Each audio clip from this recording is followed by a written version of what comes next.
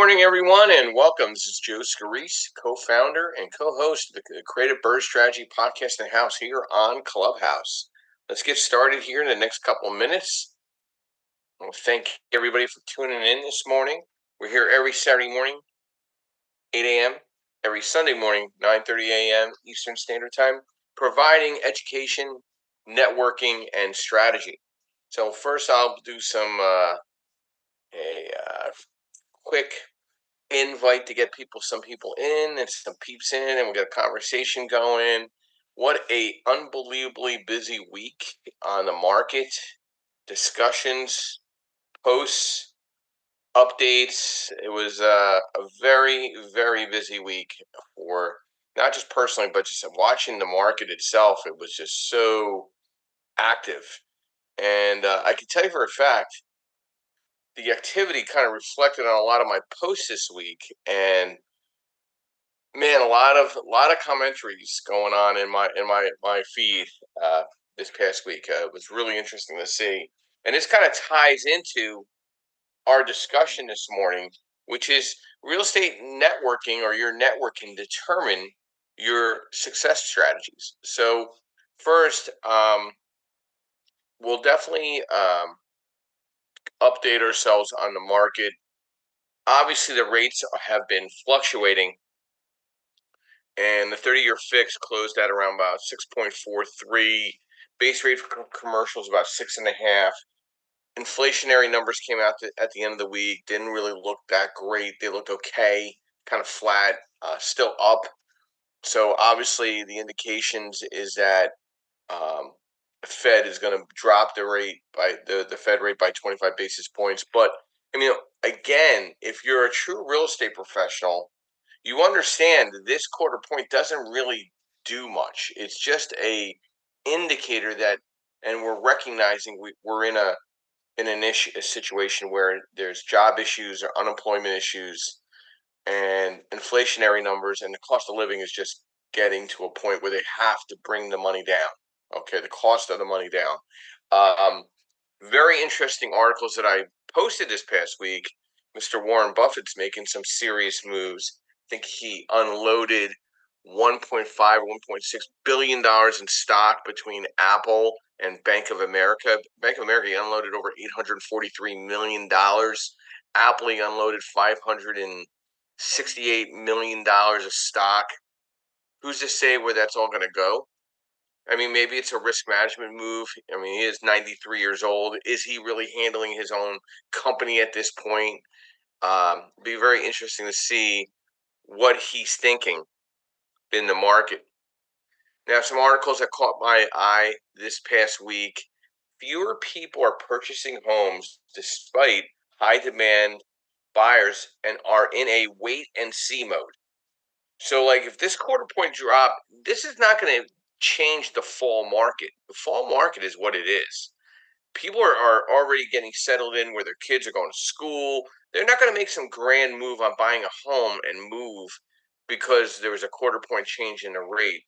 There would be a small window of demographic that'll take advantage of maybe that lower rate, but not as many. And plus, you have this very stagnant real estate market. So, um, it's kind of, it'd be a quandary there in regards to where the market does go with this quarter point. And then if there's another quarter point drop in November, now you're in the winter market. Who's really buying a property around Thanksgiving and Christmas? So you got to think about how this will soften the blow of spiraling U.S. debt, but it won't solve the 35 trillion problem that we have. Okay, we have a heavy debt load of $35 trillion in debt in our country. So some other articles that caught my eye this morning before we get into our moderators and our discussion this morning. Pending home sales dropped about 5.5% to an all-time low in July. Jobless claims inched lower in latest week. The U.S. economy grew 3% in the second quarter. Revised figures, and thanks to our current government, they only miscalculated $800,000 jobs in their labor numbers this past year. So brilliance to them. The next debate will really indicate where the market will be going. September 10th, I definitely earmark that. That's going to be a very interesting debate and how that impacts our market and the real estate market for that matter, and just the world as in general. Let's see what else we got going here. Let's see if there's anything on my market trends that catch my eye. Renters are seeking upgrades without breaking the bank, so there's a lot of rental movement. And then one last thing that caught my eye: which states are experiencing the largest number of commercial foreclosures? What's going on here? Ooh, number one, no big surprise, California. Number two is Texas. Number three is New York. Number four is New Jersey. Number five is Florida. Number six is Pennsylvania. Number seven, Illinois. Number eight, Arizona. Number nine, Connecticut. And number 10, Washington State. Let's keep an eye on those commercial foreclosures. So let's dive into our discussion at hand. Real estate networking success strategies. I can tell you, we just had an unbelievable networking event Thursday night. Yardell Perkins and myself sponsored I would say, kind of like an opening up to our offices where we were. We had close to 100 people at the event. Very diverse group. We tied it into Sub 2 and some of the other organizations in the area, and really a lot of fun. It was a lot of fun. We had a lot of new people, a lot of fresh faces, and we had um, a couple other networking events that I was involved with this past week. Just staying out there in front of people, and then Friday night I went to the Philly Brave game at a clubhouse that I was invited to, and I still did a little extra networking. I made some reconnections, uh, and I got some follow ups I got to do. So effective networking is a crucial component of success in real estate, and some strategies I've put a write up together to leverage that strong network. I posted on LinkedIn and some of my other sites as well. Attending industry events and meetups, conference, number one, conference and trade shows, and these local meetups. The local meetups are just so much meat on the bone. Either building out your team, building out your buyers list, building out your client base. It's so important. That room of 25 to 100 people, man, it's like Candyland. Like on Thursday night, all I was doing was networking one to the other, making introductions. Hey, take a look over here. Let's set up a lunch meeting. Let's set up a coffee meeting. And number two, leveraging your social media. I mean, if anybody that follows me on any of my social media buckets, I mean, you gotta leverage it. And number one, everybody thinks it's all about Facebook. It's all about LinkedIn. Know your client and customer. Like LinkedIn is everything. Use that LinkedIn to connect with other professionals, sharing insights and joining relevant groups. It's a great platform for professional network. Now, again, Facebook has an unbelievable, plethora of groups to tackle and join and participate in. Related Facebook groups engage in discussions and share valuable content. But I can tell you, this past week, I've been testing out just putting one-line phrases in red as a post on my Facebook, and I'm still getting chatter on those commentaries and then also adding at my followers and my highlights. It's like crazy. I'm getting like 50, 60 comments. I'm very involved with the discussions. I'm getting a lot of back channel follow-ups. Leverage that social media to the max to maximize your business and turn it into business. Okay. Number three, building relationships with other professionals, realtors and brokers, contractors and service providers, insurance agents, um, property managers. There's so many different facets to real estate where you could tie it back in, right? That's to me. I'm data mining because you never know who somebody else knows. All right. And then obviously offer value first, sharing knowledge, providing valuable information or resources to your network without expecting anything in return. It's very hard Okay, you feel like you're kind of a welcome mat, but just do it in portions and see what the results are. This will build goodwill and make you a valuable contact. And collaboration. Offer to collaborating on projects or deals. Joint ventures can be a great way to strengthen relationships. But let's go back to sharing knowledge. Okay, you got to track your introductions to people. Like if you're helping somebody making contacts, you're going to need to call them out eventually if they're not reciprocating. Okay, you got to have the courage to say, "Listen, man, I've made 3 really great introductions to you. When are you going to make that next introduction to me?" I mean, you can call it out at any time. There's nothing wrong with calling somebody out saying, "Hey, listen, I need a call to action here. Can you put me in touch with 3 people? Or by the way, I did a great closing on this deal. Can you make 3 introductions to clients that you might think I might be able to have? I can provide that value too." And you got to follow up consistently. Like that database of attendees on Thursday night, every single person got an email, got a connection on LinkedIn, got a connection, and they got 2 emails, a connection on LinkedIn, and they're going to have a phone call on Monday. I mean, on Tuesday. Everyone's going to get a phone call referencing, "Hey, Joe Scarice from Lenmark gave you a call. Would you like to have a cup of coffee, or would you like to grab lunch with him to discuss what you're doing?" Okay, be consistent, stay in touch, personalized follow ups. Number 6, attending non real estate events.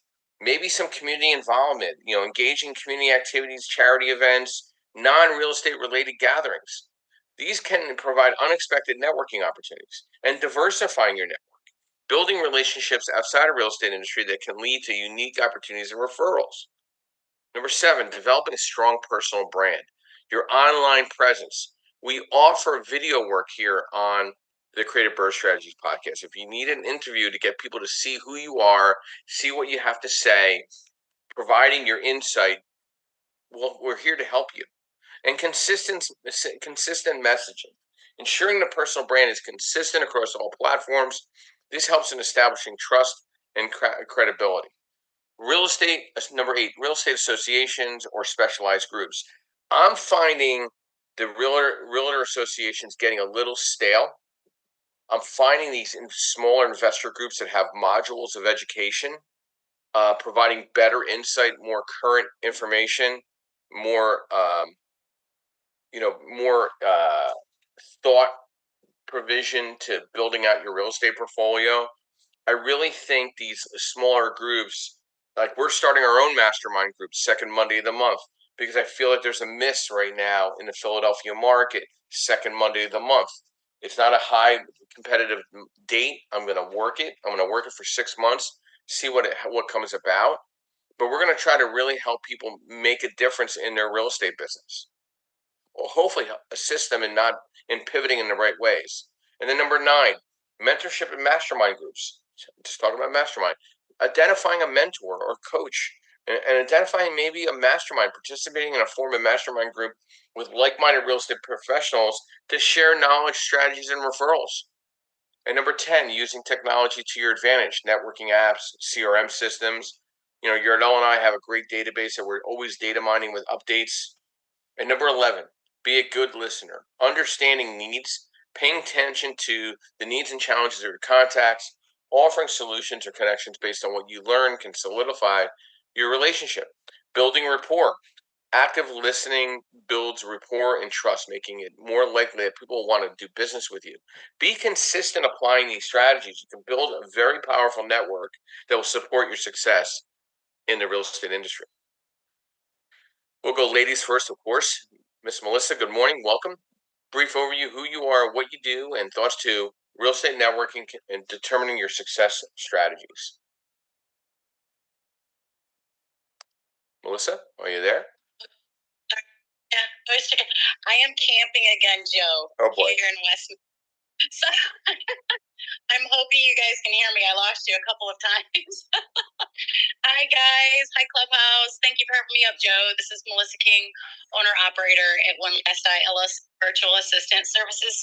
I offer realty bookkeeping and office management services. I'm also a state of Michigan licensed referral agent and notary. I'm insured, bonded, and trusted by my groups. I love this topic, Joe. I am at my Friday morning breakfast with my local rental property group every week. I even have a contractor that is a good friend of mine that refers me quite often. And every week I will take our little QR code that they pass around and have us fill out for our haves and wants. And I do that freely for him. He gives me referrals.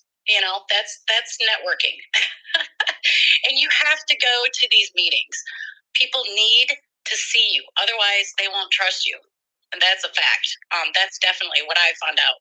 Once I finally started pushing a little bit more these last 5 years, getting myself out, more events, getting out in front of more people, introducing yourself, not just trying to sell things to them, but just like you said, listen, what do they need? Find out what their needs are. You might know somebody that can help them. That's absolutely how it works. I can't believe the success that I've had just by getting out of the basement and talking to more people and putting yourself out there. And I'm continuing to do that. I'm going down to Invest Success in Mobile, Alabama. They asked me to, I'm going to be a student for their 3-day class. I'm also going to be teaching part of it, and I'm networking. I'm doing some sponsoring. So yeah, you got to get out. It's great. The social media, I wanted to hit on that real quick, Joe.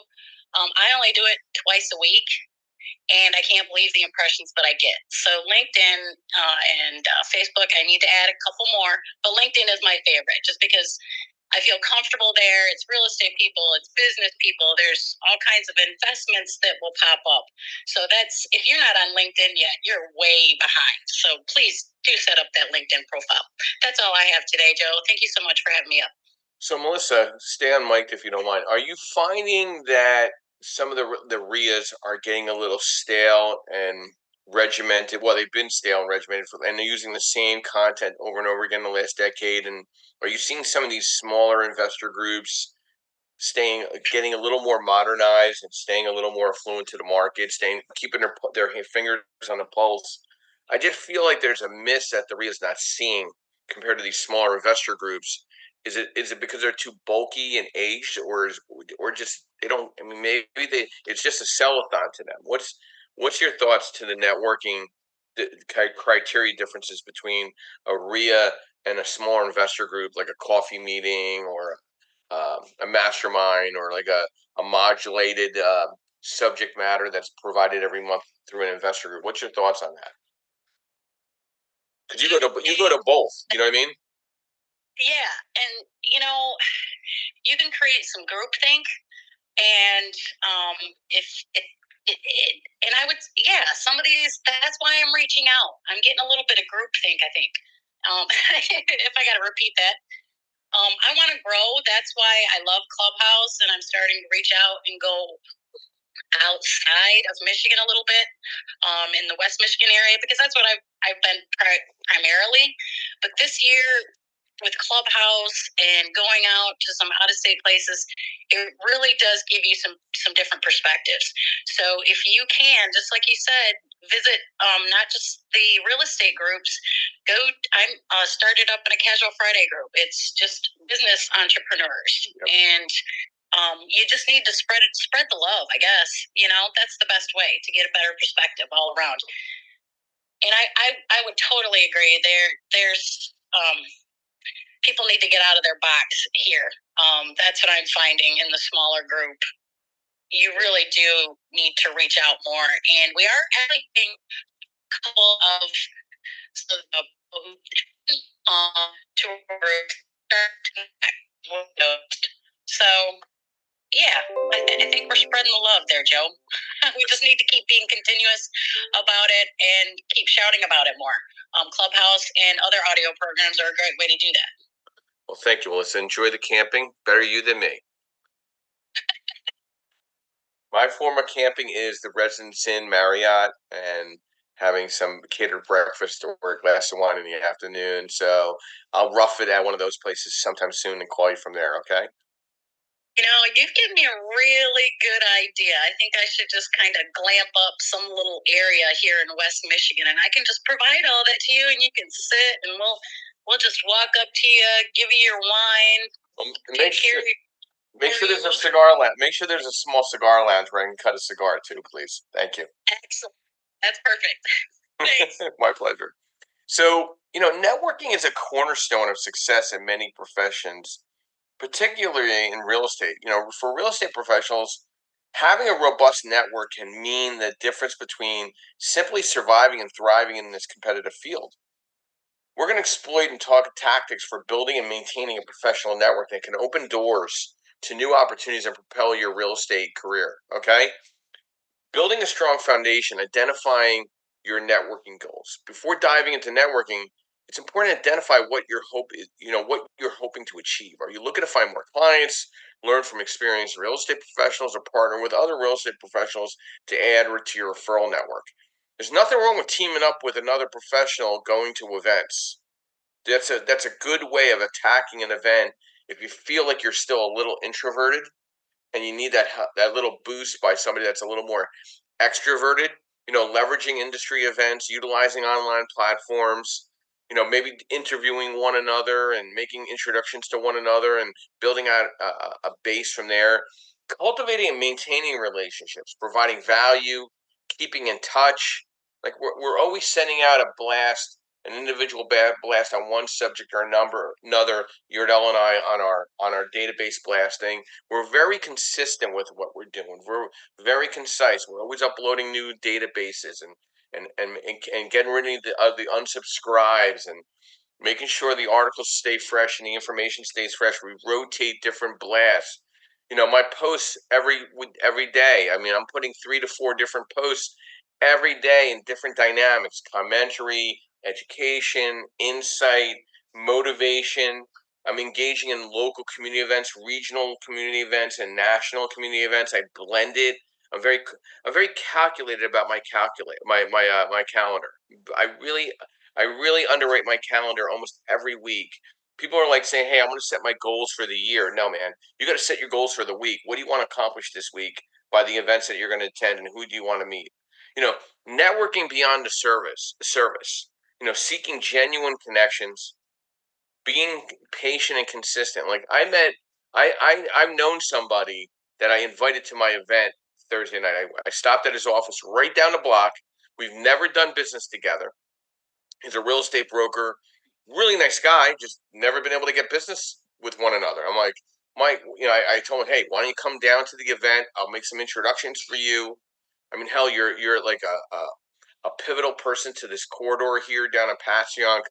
Let me make some introductions for you. And he came in, I welcomed him, I introduced him to like 6 or 7 people. He opened up to me, told me he needed a contact for something. I made the introduction immediately the next day. I mean, yeah, I didn't see any business from it. It's okay, but you know what? I did the right thing, and maybe that'll come full circle down the road. Now he's aware of who I am and what kind of person I am and how genuine I was by inviting him to that event. So sometimes there's some patience and consistency. I've known the individual 10 plus years in the industry. We never even sat and talked before. So we made a really nice personal connection.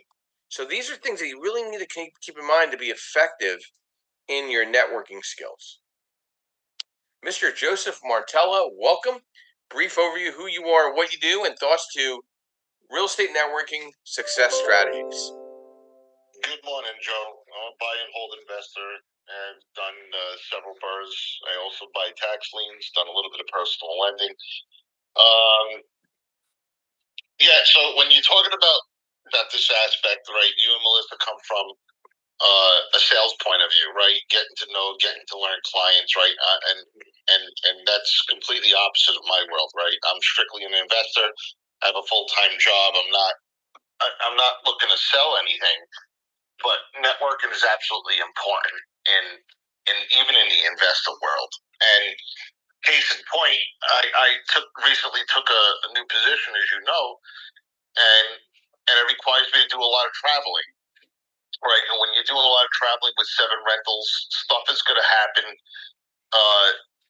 when you're not around to handle it remotely, and I've been successful thus far over the past several months of being able to manage that because of the network that I built. Going to RIAs, building a relationship with folks, able to make that phone call. Hey, I got a new tenant moving in. Can you cover me and just hand the keys to them? Or can you just walk through the property? I had some work done. Can you just walk through the property, take a peek at it, make sure everything was done correctly? And by able to get that done, I'm able to, I don't have a property manager, right? And people will say, well, you should just hire a property manager. And I refuse to do that. But I'm able to still be able to manage the property through the relationships that I build. Right? A lot of us talk about, you build the relationships, you let everybody know that you're investing in real estate, and then the deals will start coming your way.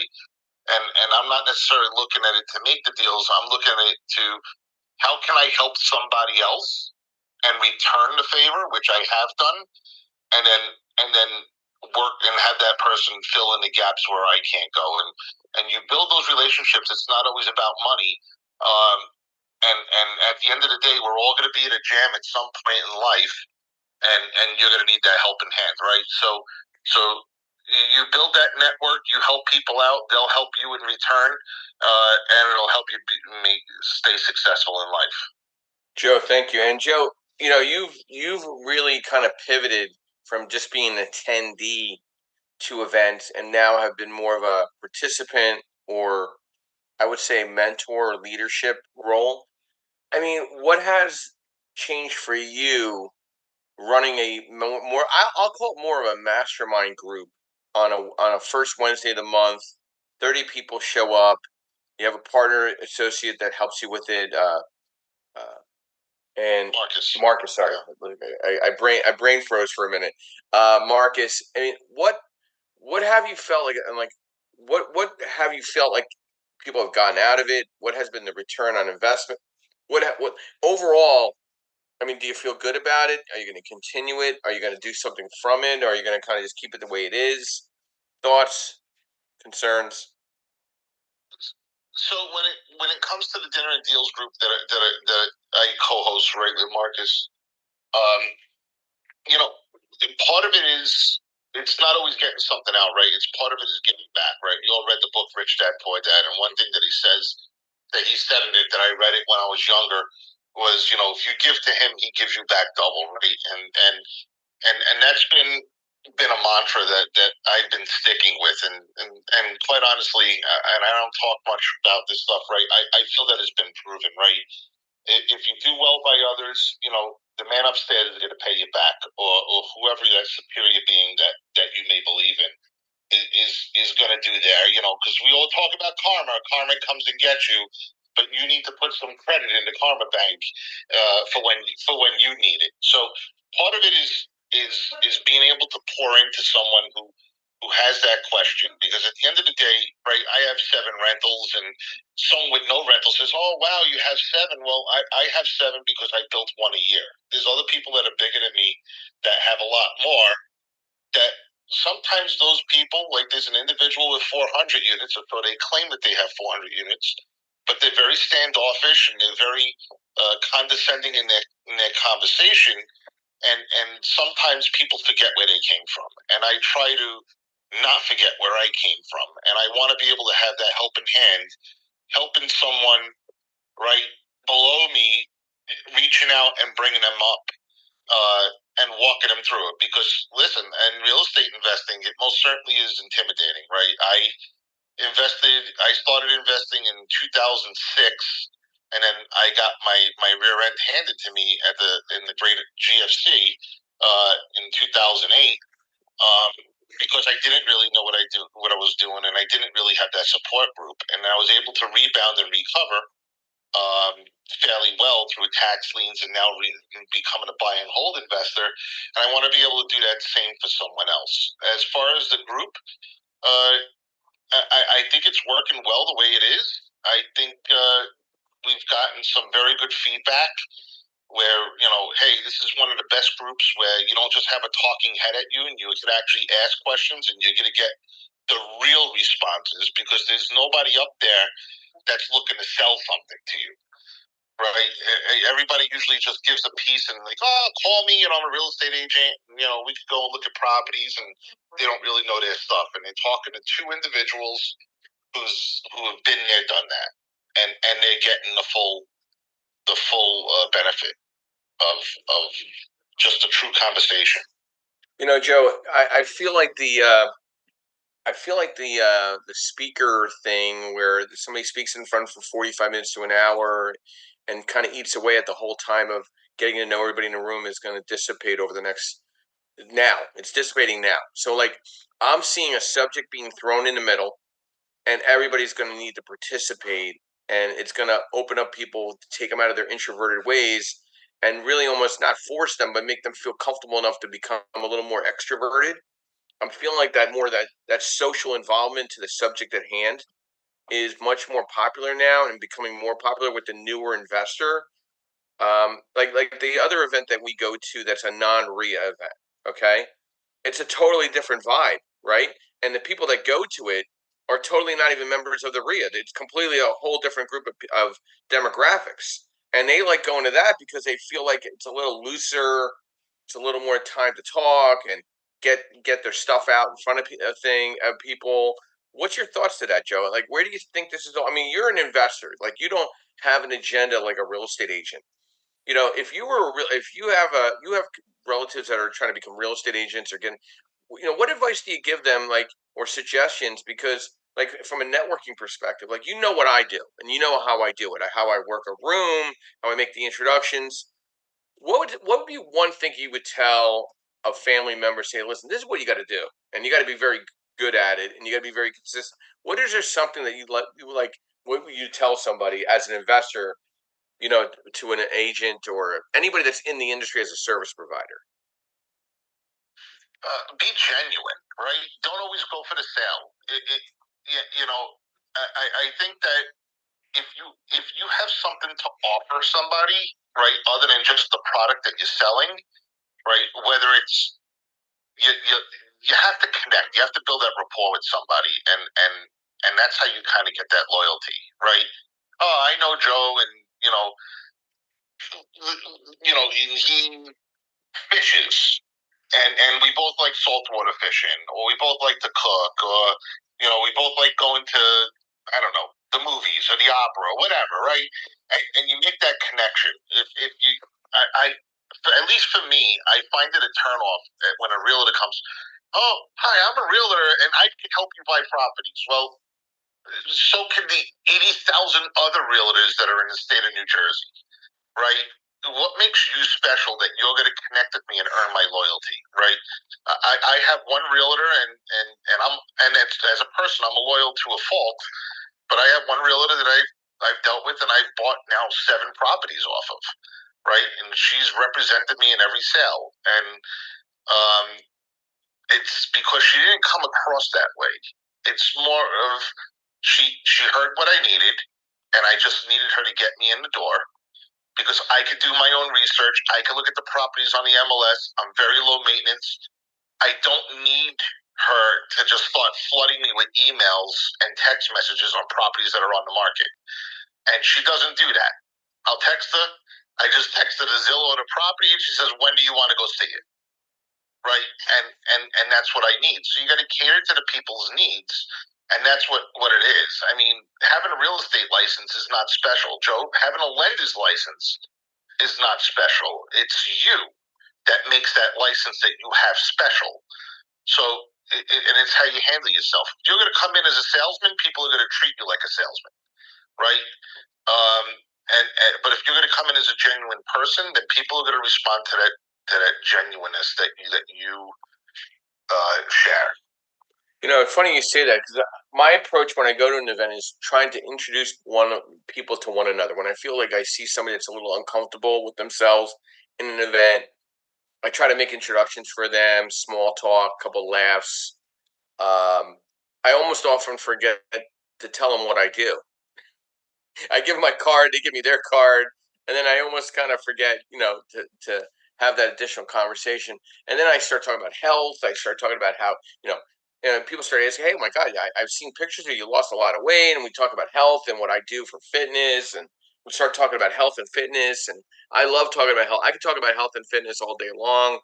Um, the different things that I've done to try to really get myself back on track the right way, and it's a battle, right, Joe? I mean, like, health and fitness is just not. It's not a discussion. It's every day you got to do something to take care of yourself, right? And it's a battle, right? You know, we're we were born with these beautiful bodies, and it's tough to show off all the time, right? So it's a battle of how to eating patterns and what to do, and you're allowed to. And I love having discussions like that with people because people want to have a natural conversation just about life, man. The pains of life, that ties into the pains of real estate, and then real estate is so much easier to discuss. You know what I mean? And it is, and like even this room that you run, Joe, right? You give so much free information out, right? That people go to courses and pay $10, $20, $30,000 a piece to go to, and they don't even get that information.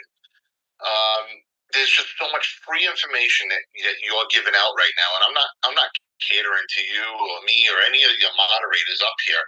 It's just it's a great discussion, which is why I come here often, right? And I contribute, and again, it's a form of giving back, right? And give, and it's a form of sharing.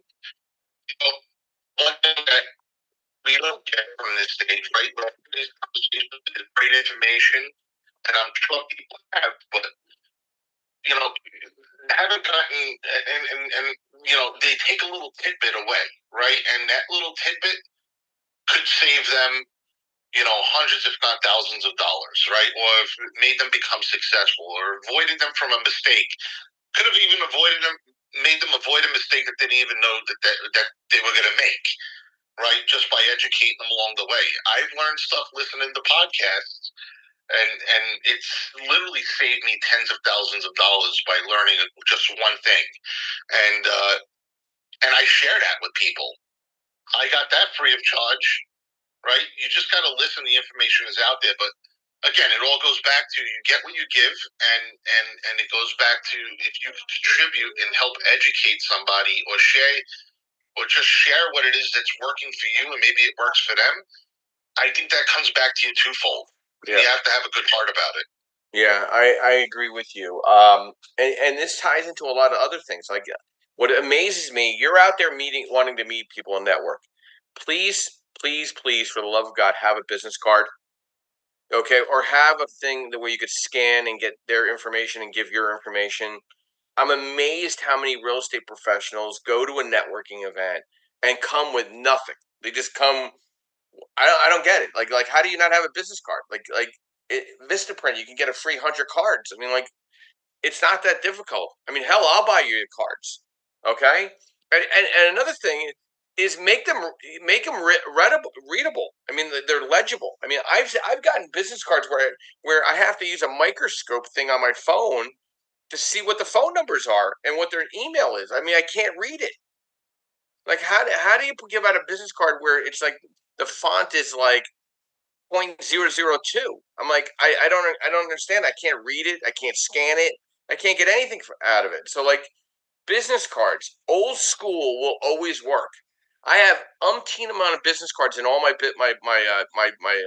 jackets, so I don't have to be scurrying looking for them. I always have cards ready to hand out. Or if I don't have a pocket in my shirt or something, I'm putting business cards in my wife's purse. Like last night, I had a shirt that didn't have a pocket, so my wife had we put business cards in my wife's purse, and I handed out my business card to a couple people that I hadn't seen in a while, and I'm following up with them as well today. They didn't have business cards. None of them had business cards. We're talking about one was a broker, a mortgage broker. She didn't have a business card. Two mortgage brokers that I met did not have a business card. Okay, I had them text me their information. A realtor who I met did not have a business card. She texted me her information. I mean, it's kind of crazy. I mean, I always do believe old school will always work.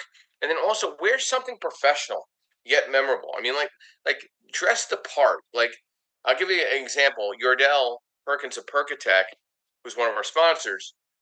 He came out with the suit. He was wearing a tie. I'm like, dude, go without the tie. Be classy, but yet professional. And he looked great. He looked like James Bond. I was like James Bond. There you go. At the black suit, the shirt, very comfortable in those settings. Very important. And he stood out. He stood out. I mean, he's a social media guy, but he stood out in a room of real estate professionals. Okay, research your attendees. Kind of get an idea of what type of attendee is coming to that type of event. Maybe it's based on the subject matter, but if you can get a list of those people and do some homework before you go there, that helps a lot. Know what your room is going to be like before you go in there. Breaking out of your comfort zone, maybe bringing a partner with you to break the ice a little bit with people, making introductions, and never ever be scared of the supposed big players in the room. Those are the first ones you go after. Joe, did you want to add something? Yeah, the business card, right? That's a pet peeve of mine because everybody's going to these digital business cards, and it's just a conversation breaker. It's not an icebreaker, right? It destroys the conversation because you're in the middle of having a conversation with the person. You're building that rapport. You're making that connection. Oh, let me give my business card. So now you got to fumble around. You got to find the QR code. The other person has to figure out their QR code, and now they're paying attention to try to download your information. Whereas we can still have a conversation. Here's my business card, and continue on that conversation. Continue on building the rapport, and instead of just doing that whole quick QR code because it isn't quick at all, and that's one of my pet peeves. I also get a kick out of the enamorization of the big players in the room or the supposed big players in the room. Every single time I've gone into a room where there's a big player, I go right up to him, hey, how are you? Nice to meet you. My name is Joe Scarice. I'm with Lenmark Capital. And what do you do? And they're like, look at me like, oh, you don't know what I do? Oh, my goodness.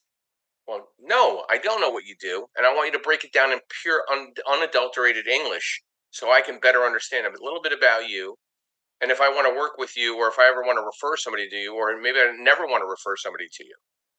So if you're already going to give this stigmata of attitude off the bat, why would I want to be in the same room with you? Or if I can't feel comfortable with you, why would I want to be enamored or follow anything that you have to say? So the big players in the room, if they're not welcoming, there's probably a reason why they're not welcoming. There's obviously a problem there. Okay. So I want people to feel welcome. Listen, do you think every single person likes me when I walk in the room? No, I have pure unadulterated haters in my space.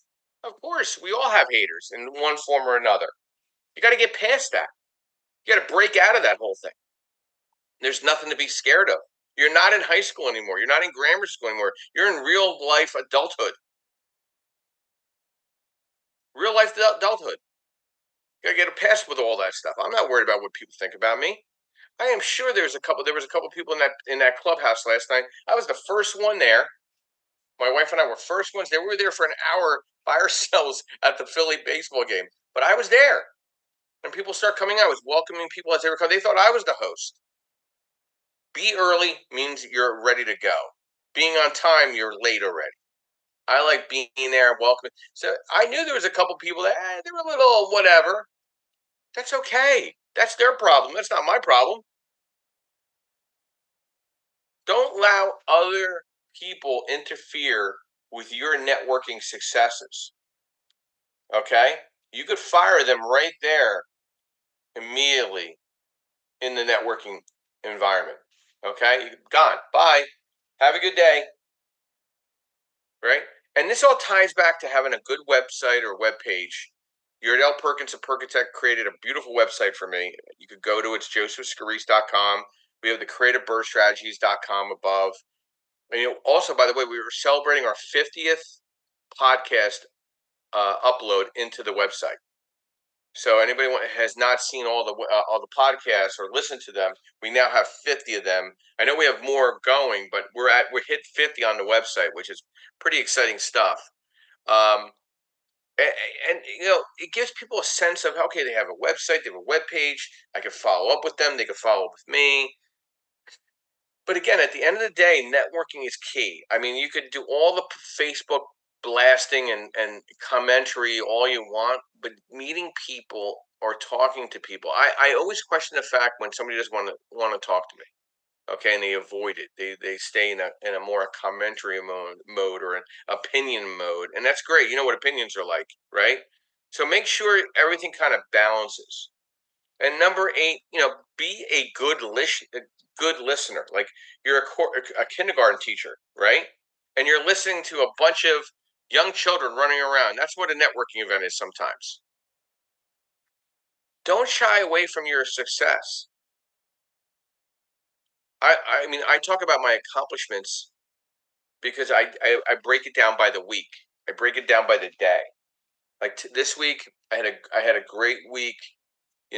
Meeting some great people. Had a great networking event with my business partner at our offices. I went to a great little baseball game. Took time with my wife to go out and have a nice time. We got a nice weekend ahead of ourselves. Next week we have our first Friday. At my wife's offices at the Wellness Center. It's a great way to go into the fall. We're really hitting the ground. Then we got the mastermind event. We're building relationships. Like another thing I did, I thought was a good gesture. Like the database of the people that came to the event. I shared it to the other individuals that were at the event. Like there's no hidden. I'm not hiding anything by anybody. Hey, here's everybody that was at the event. If there's somebody you missed, here's their full name, email, and contact number. Like I'm an open book, and I think people appreciate that. I don't have this insecurity about my database, who people attended. Here you go. Don't be shy about that. Be welcoming, because listen, you're only going to be if you don't do anything with that database. I'm still to the advantage because I already worked that database on Friday. I'm already a day or two ahead of you. Okay, and introducing new connections to other connections. Like there was an attorney at our happy hour Thursday night. I could sense he was a little uncomfortable. I made like 5 or 6 introductions for him to people in the room. Do you know he sent me a really nice email the next day? Say, hey, Joe, I really appreciate you taking the time and introducing me to people because I didn't know anybody in the room. I said, I hope you walked away knowing people, and I hope you come back to our next event next Friday and bring 2 or 3 people. Okay, that's a difference maker. And another big thing when you're doing these networking events, avoid the drinking if possible. Just put a club soda with a lime in it. Nobody will know any difference. I mean, maybe you could throw a little vodka in it, but I won't tell nobody. But again, keep a little club soda with a lime. You want to keep your balance. It's not a dating happy hour. You're trying to really network with people. Give more than you get. Building connections, again, very important. Keeping your goals in mind of what you're trying to do, and find your networking style. Okay, you don't have to be the loudest one in the room to have a rewarding and successful networking experience. Think about what already makes you successful as a real estate professional. Perhaps it's your compassion, attention to detail, incredible ability to sense what your clients need before they ask. Doing some follow up emails. Hey, how are you doing? Just checking in. Just doing a check in. Nothing wrong with a check in. Consider virtual events just to get started. Maybe you're having a little problem with social media anxiety. I get it. I've been there. Plan your next networking event with social media, like maybe holding an event. If you need help, we'll work it out with you. We'll help you put together an event. Keep an ear out for industry insight. Follow up with your contacts and enjoy yourself. Justin, good morning and welcome. Brief overview who you are, what you do, and real estate can determine your success strategies and thoughts. Oh yeah, Joe. Everybody, Justin Jefferson, a real estate professional in the Louisiana market. Building. I've been a licensed realtor since 2011, so quite a bit of experience there. But to me before, being a realtor is not my first one that I take. Right. That is what I become some real estate professional, because when I was in my teens, I knew I wanted to certain things. But I'm giving a little brief bio this morning. I got a reason for it. So, anyway, so going that route, I've always worked with investors. I started at a place that hosted the HUD homes. So we were listed the HUD homes, so we had pretty much a contract with HUDHomestore.com, and we had to list them, manage those properties, and so I had a job doing that, and also got exposure to a lot of investors. So during that time, later on, I became a broker, and not long after that, I did my first flip. And that was in 2017. I flipped several properties since then. I got one going on right now. I've built some properties for some folks, and I'm looking to do some building on my own in my personal investment style before the end of the year. And as a all professional development in a little bit larger scale than what I'm at now is really where I'm trying to do. Really, I'm trying to go and focus on sustainable development and underdeveloped areas. So, all of that to say, right? I've seen a whole lot. I've been to RIAs of all different sorts. The information that you guys have shared this morning has just been on point.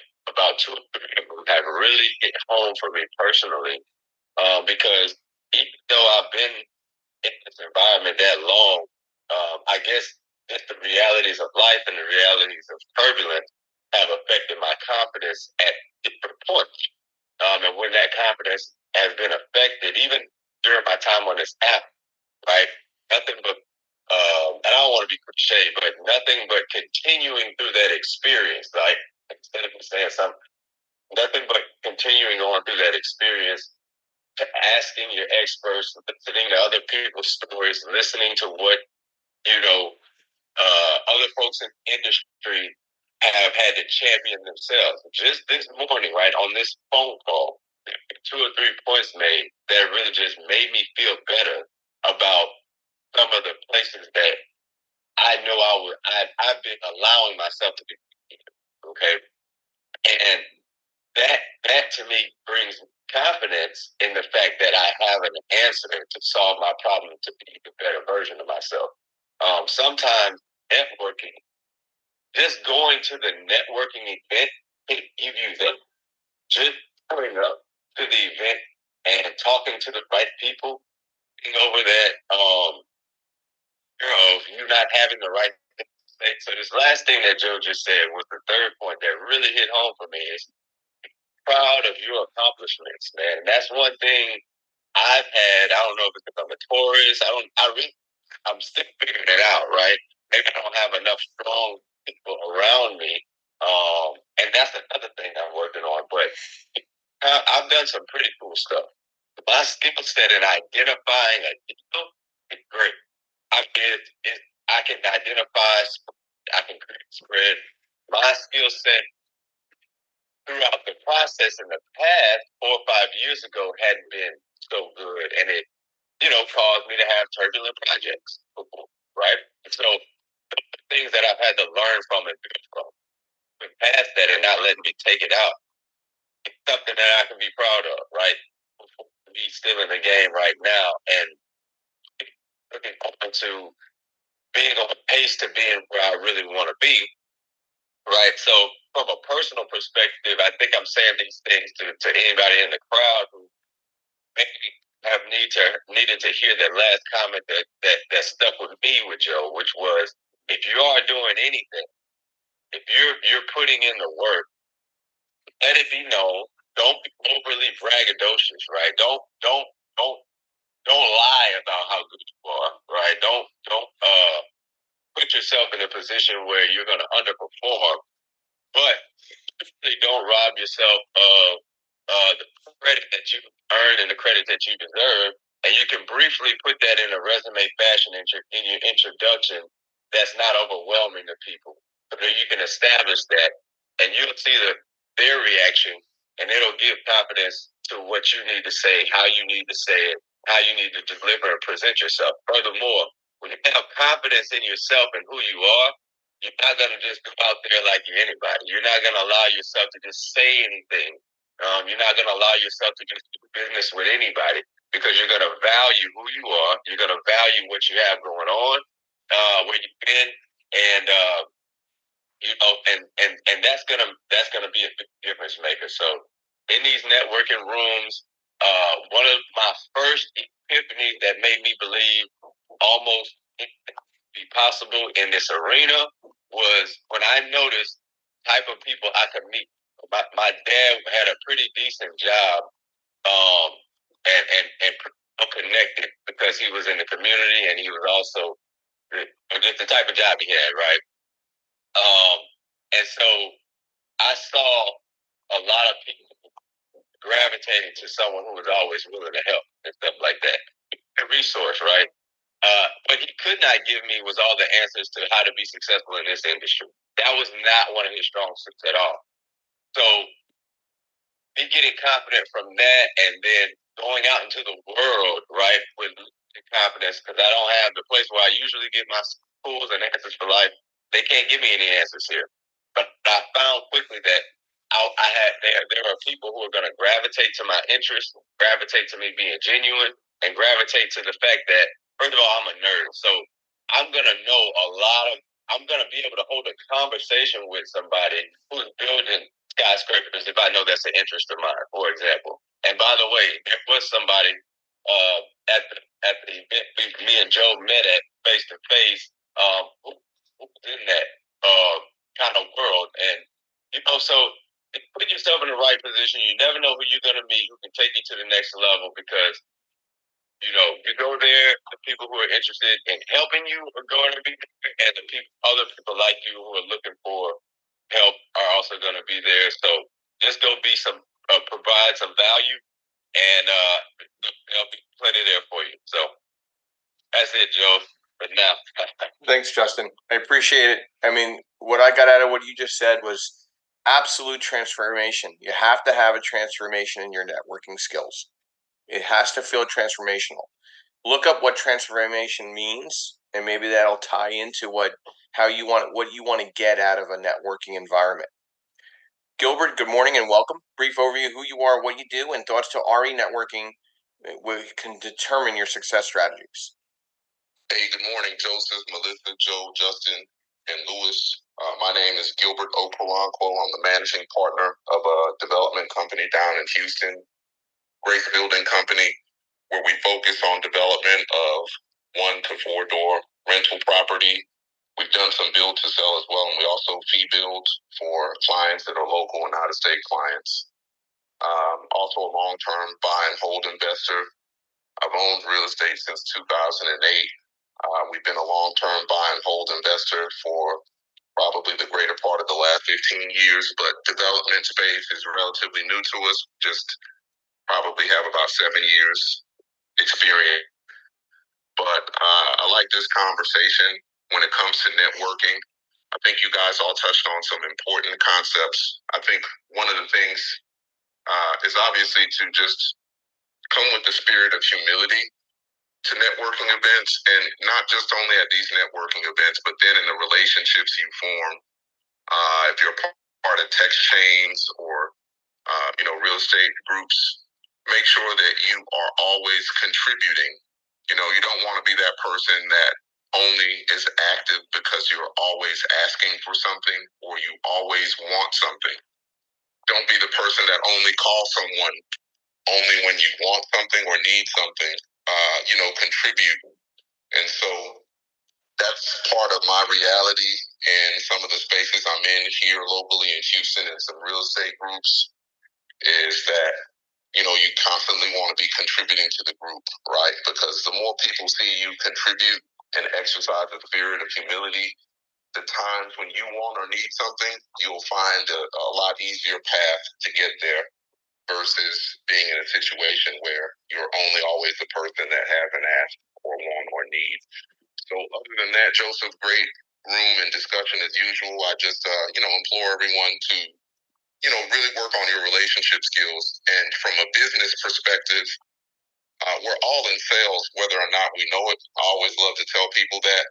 And I think one of the most important thing about sales as far as productivity and numbers, be sure that you're forming relationships selling products or services to clients that you can actually have repeat business on, because the hardest thing in sales is to consistently get new customers, right? But it's easier to get a customer, meet their expectations, communicate with them, and then have repeat business with them over a period of years. Pigs get fat, hogs get slaughtered. You know the rest of it. Yeah. Appreciate it.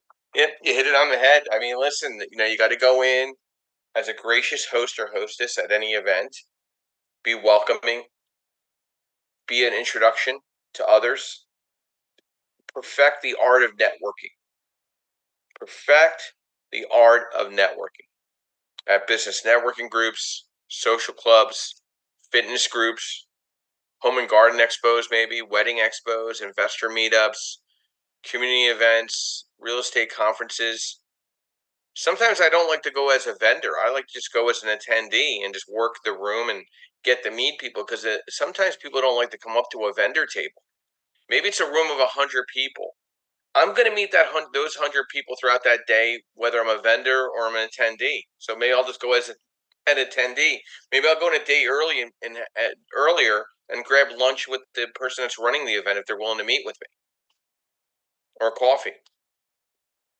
These are some things that create and determine your success strategies. Lewis, good morning and welcome. First time up. I pulled them up here. Brief overview who you are, what you do, and thoughts to networking with your success strategies. Thank you, Joe. I really appreciate you putting me out here today this morning. Good morning, everybody.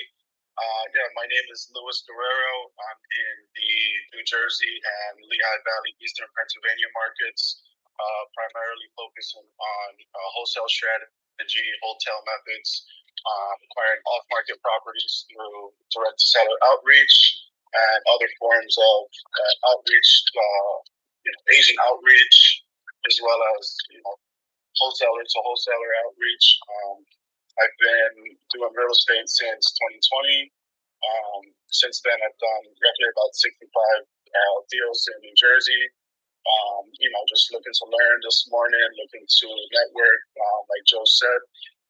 In the past 2 weeks, I've probably seen Joe at least 4 events. I joked with him. I said, "Hey, Joe, you must have how many clones do you have?" Because it's always like I see Joe at every real estate event that I go to. So it's really a contact game, and and these events weren't close to one another. There was one on one side of New Jersey, the other one South Jersey, the other one in Pennsylvania. So your networking doesn't have to be restricted to the area you do business. Like if you're doing business in New Jersey, but you with a networking event in Pennsylvania, for example, there may be people who you can do business with in that other event as well. So don't limit yourself to just one event or your local area. People travel, and there's people who do business all over the world. So that's definitely a big thing that Joe said. Networking is huge in this game.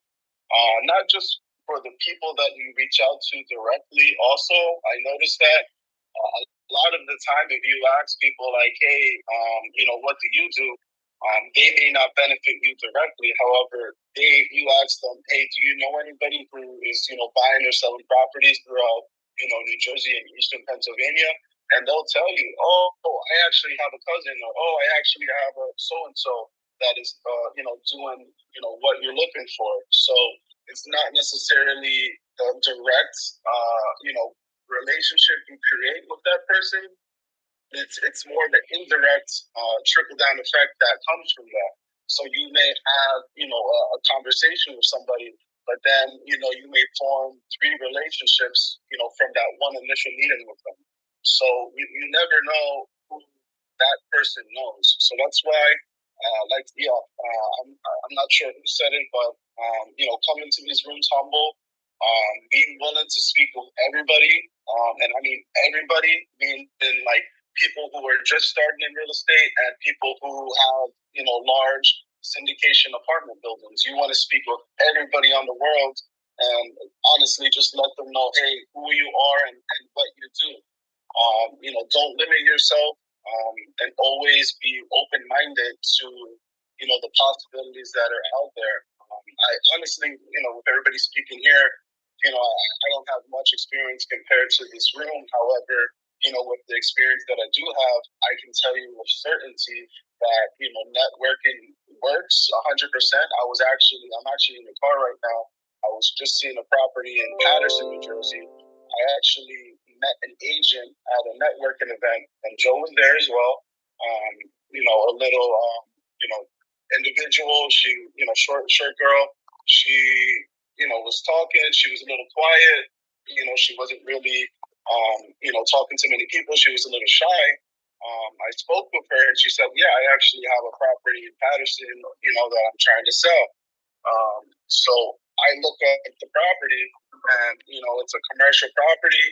Long story short, I go see it this morning, and it's a potential deal. So just reaching out, and again, having that open mindedness will take you a long way.